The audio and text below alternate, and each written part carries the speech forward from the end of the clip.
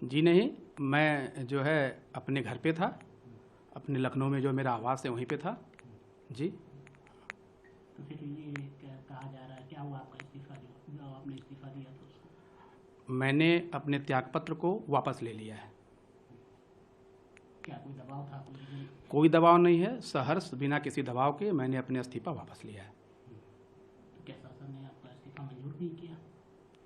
अब ये तो मैंने भेज दिया था, ये तो मेरी जानकारी में नहीं है। अच्छा, जी। तो ड्यूटी कब से आपने ज्वाइन किया? मैंने आज मैं अपने कार्यालय में हूँ, अपना कार्य कर रहा हूँ, राजकीय दायित्वों की पूर्ति कर रहा हूँ जी।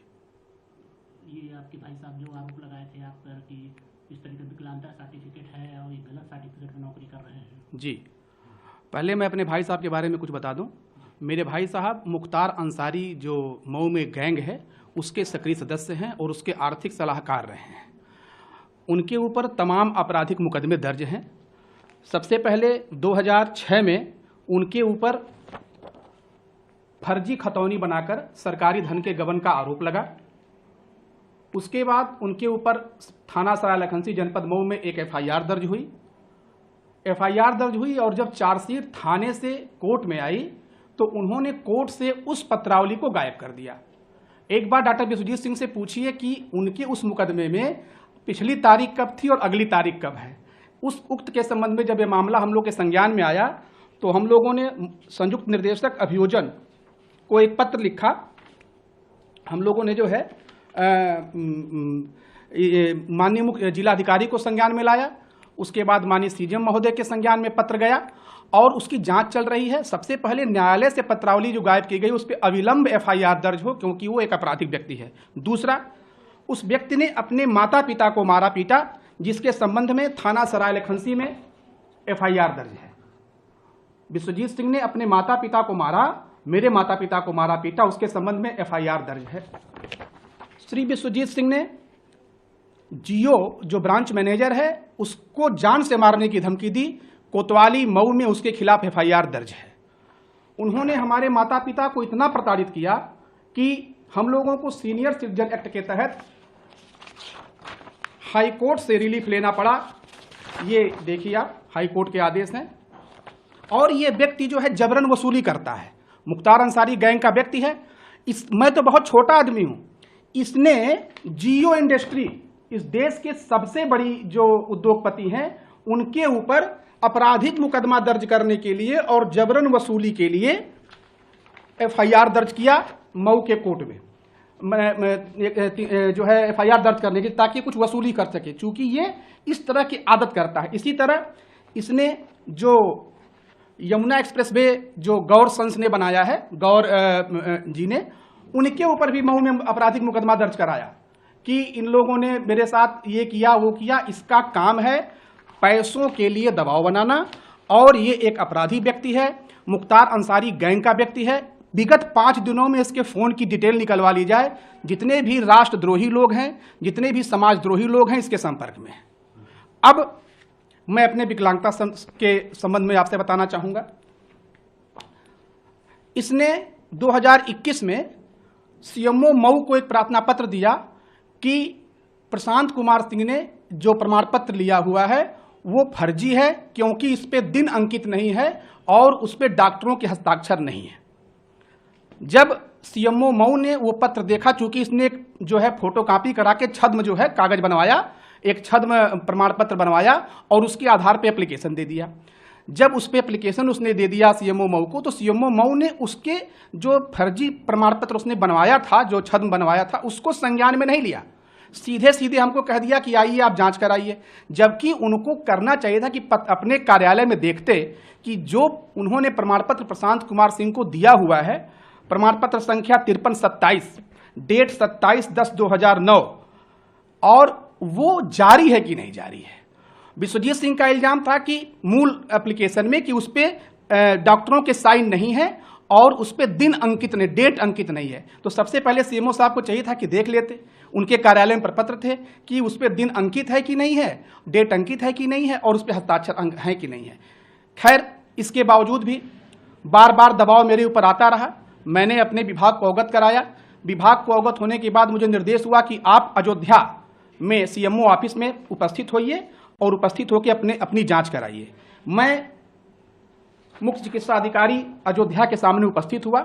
मुख्य चिकित्सा अधिकारी अयोध्या ने सीएमओ मऊ को पत्र लिखकर पूछा कि क्या ये प्रमाण पत्र सही है कि नहीं सही है। तो मऊ से सीएमओ साहब का पत्र आता है कि यह प्रमाण पत्र प्रमाणित है।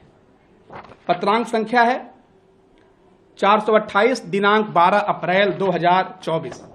सीएमओ साहब लिख के देते हैं कि प्रमाण पत्र प्रमाणित है। तो मैं पूछना चाहता हूं कि इलेक्ट्रॉनिक मीडिया पे बार बार मेरे प्रमाण पत्र को फर्जी क्यों बताया जा रहा है। मुझे बहुत अफसोस है कि जो संस्था बार बार लिख के दे रही है कि प्रमाण पत्र प्रमाणित है, प्रमाण पत्र प्रमाणित है, तो उस प्रमाण पत्र को फर्जी क्यों बताया जा रहा है, जबकि इस शिकायतकर्ता का मूल शिकायत यही है कि उस पर डेट अंकित नहीं है और डॉक्टरों के साइन नहीं है। तो सीएमओ साहब उसको देख लिए होते कि उस पर डेट अंकित नहीं है, कि उस पर डॉक्टरों के साइन नहीं है। यदि ये तथ्य उस पर होते, अगर डॉक्टरों के हस्ताक्षर न होते और डेट अंकित न होता तो मेरा प्रमाण पत्र फर्जी होता। उस कार्यालय से मेरा प्रमाण पत्र निर्गत न होता तो मेरा प्रमाण पत्र फर्जी होता। लेकिन मेरा प्रमाण पत्र वही सीएमओ कार्यालय बार बार कहता है, 1000 बार कहता है कि मैंने जारी किया है, और लेकिन मेरे मीडिया पे मेरा मानमर्दन किया जा रहा है, क्योंकि एक अपराधी व्यक्ति जो मुख्तार अंसारी का अत्यंत करीबी है और जिसके ऊपर तमाम आपराधिक मुकदमे दर्ज हैं, जो मुख्तार गैंग का आर्थिक सलाहकार था, वो एक्सपर्ट है, वो पेपरों को दबाव बनाने के लिए एक्सपर्ट है। मैंने आपको बताया कि वो रिलायंस इंडस्ट्री पर मऊ के कोर्ट में मुकदमा किया, अपर कोर्ट, लोअर कोर्ट में खारिज हुआ, अपर कोर्ट में खारिज हुआ और हाई कोर्ट में भी खारिज हुआ। उसने गौर संस पे मुकदमा दायर किया 356(3) का कि ये आपराधिक मुकदमा दर्ज हो। ये चूंकि उसके साथ उठता बैठता था, बड़े बड़े लोगों को टारगेट बनाना, अभी हमारे गांव में आप पता लगा लीजिए, वो गांव में जो जमीनें बिकती हैं उस पर जबरदस्ती विवाद बनाता है, कहता है कि ये जमीन हमारी है। अभी हमारे गांव में पता लगाइए, गरीब जो गुप्ता वर्ग के लोग हैं, गरीब लोग हैं, उनकी जमीनों को जबरदस्ती जाके 100 नंबर पे डायल कर देगा और करने के बाद जो है वो बुला लेगा और जो है उस पर विवाद पैदा करता है। इसकी जांच करा लें।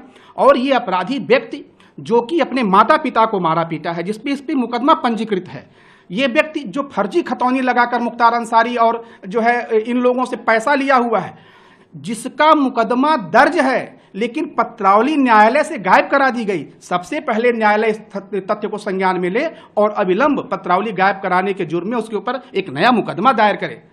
इतने अपराधी व्यक्ति को टीवी चैनल, समाचार चैनल पे और बार बार हमारा और जो है सबका मानमर्दन किया जा रहा है। हमारे पूरा परिवार इससे व्यथित है।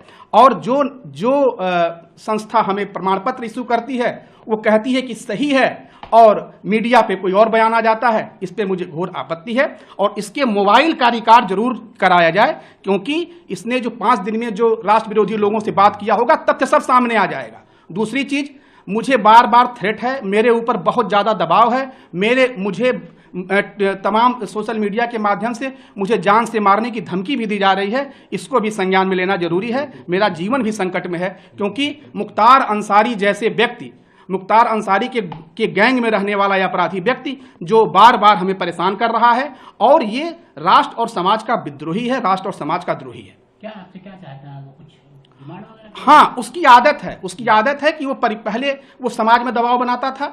समाज में लोगों से जो है, बड़े लोगों से पैसा वसूलने का ट्रेंड है उसका। मैंने बताया कि रिलायंस इंडस्ट्री पे मुकदमा, ये गौर संस पे मुकदमा, हमारे ऊपर भी नाजायज दबाव बनाता है कि मेरी 2 बेटियां हैं, तुम अपना सारा संपत्ति हमको दे दो। इस तरह के दबाव बनाता है। उसको पैसा दीजिए तो ठीक, पैसा न दीजिए तो चूंकि अपराधी व्यक्ति है। हम लोगों ने 2006 से उससे संबंध तोड़ लिए, क्योंकि जब मऊ के दंगे के बाद वो मुख्तार अंसारी का सलाहकार बन गया, आर्थिक सलाहकार, तब से हम लोगों ने संबंध तोड़ लिए हैं। उसकी जांच कराई जाए और अविलंब उस पर FIR हो। जो फाइल उसने गायब की है न्यायालय से, इसकी जरूर जांच हो। आज भी वो जाकर के मऊ में जाकर के स्वास्थ्य विभाग में बैठ करके जी अब इस तथ्य को भी मैं संज्ञान में लाना चाहता हूं कि आयुक्त दिव्यांग जन में इन्होंने एक एप्लीकेशन डाला हुआ है, जो एक सिविल कोर्ट होता है, एक न्यायालय होता है।